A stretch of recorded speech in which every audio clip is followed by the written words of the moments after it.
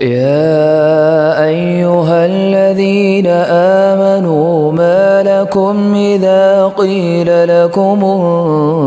انفروا في سبيل الله اثاقلتم إلى الأرض أرضيتم بالحياة الدنيا من الآخرة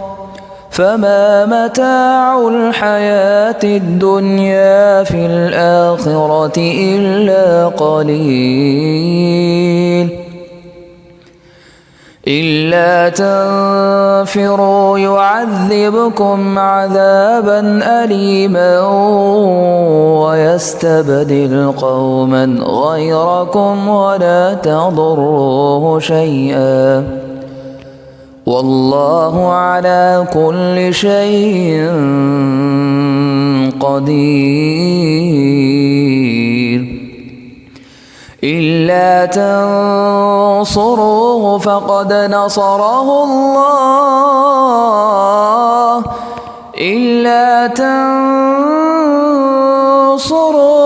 فقد نصره الله إذ أخرجه الذين كفروا ثاني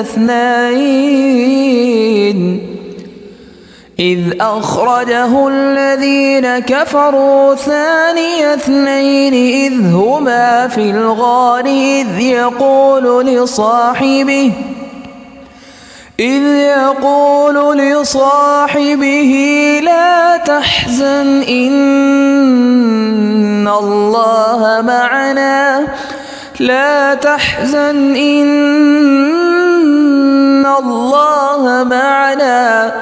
لا تحزن إن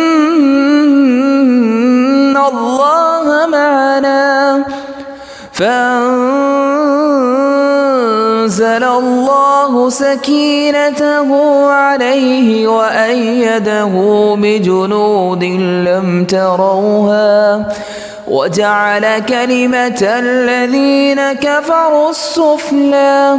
وكلمة الله هي العليا والله عزيز حكيم.